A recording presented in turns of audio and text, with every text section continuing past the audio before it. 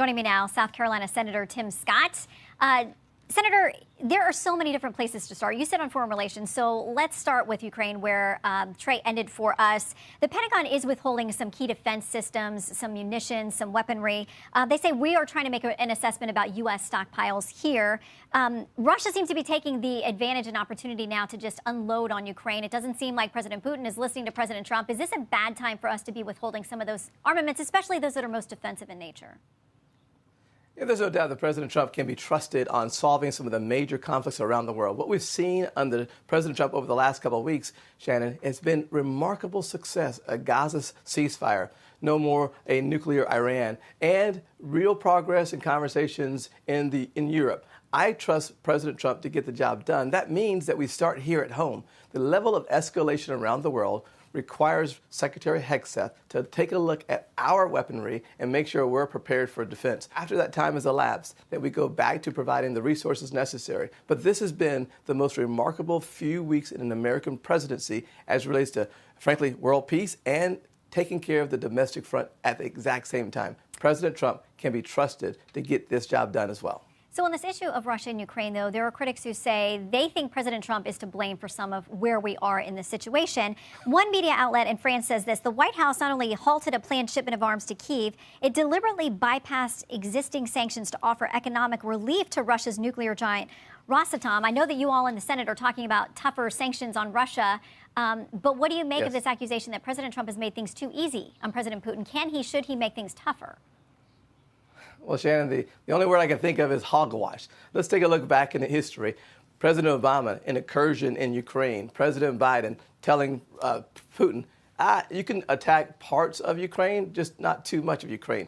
Those two precursors Trump up in a poor posture. President Trump has done what he has always done, which is to focus on solutions and looking for ways to end the conflict. We just heard him say, Putin is killing thousands of people unnecessary. That's why he's been in constant communication trying to de-escalate the situation, and at the same time having Secretary Hegseth focus on our responsibility of keeping Americans safe here at home and abroad.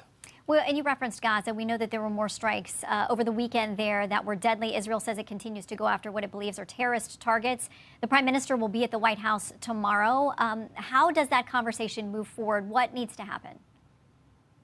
Well, first, I think this is going to be a conversation of celebration that will start the conversation. Listen, the fact that Israel's Air Force was so successful in Iran was the precursor setting us up for really no resistance when our bombers came into Iran to eliminate their nuclear program. Then you'll pivot the ceasefire and the release of the remaining hostages, and then I believe the conversation will turn very quickly to the Abraham Accords and Abraham Accords 2.0. Normalizing relations in the Middle East for Israel is how we de-escalate the entire Middle East region. Well, and as we wait to find out more details about exactly what's happened to Iran's nuclear program, we know that UN inspectors pulled out. Iran basically is saying they're not going to work with them anymore. Makes it tougher for us to, assess exactly what has gone on there. I know that you had a Senate intel briefing on exactly what happened. Do you have any sense of the enriched uranium products, hundreds of pounds, maybe tons of them, that we don't know the whereabouts are? Are you convinced that those are out of reach of Iran, out of their use at this point? I was at that briefing, Shannon. I can tell you two things for certain. I believe the intelligence community, when they say President Trump's original comments were 100% accurate. We have devastated Iran's nuclear program. And number two, when you see 730,000 bombs dropped on one location, you got to believe that sets it back by years. Okay, I want to also hit on this. The Fed chair, you have reached out to the Fed chair about some expenses that you say are going on with essentially the Fed's offices here in D.C. Rooftop garden terraces, ornate water features, Italian beehives, which even for D.C. was a new one for me, and a private art collection. I know that he wrote back and said that he takes this expenditure very seriously. You're the chair of the banking committee. He says there will be conversations with your staff about this. What more can you tell us?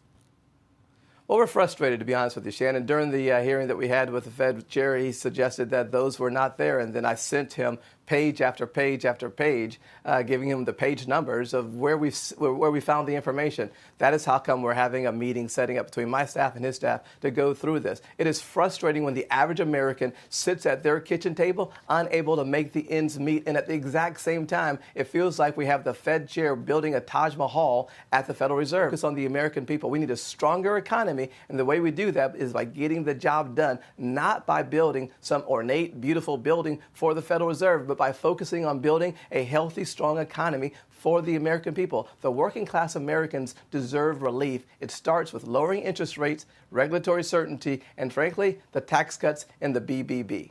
All right, we're going to talk about that with our next guest. But in the meantime, I hope you'll keep us updated on the beehives whenever you find out what's going on there. Senator, thanks for your time. I told him I didn't even know what it was. Yes, ma'am. We'll find out. Hi, everyone. I'm Brian Kilmeade. I want you to do me a favor. I want you to click to subscribe to the Fox News YouTube page. This is the only way that I know for sure that you're not going to miss any great commentary, any great news bites, any great interviews coming your way on Fox. You can get it all here on YouTube. So subscribe right now.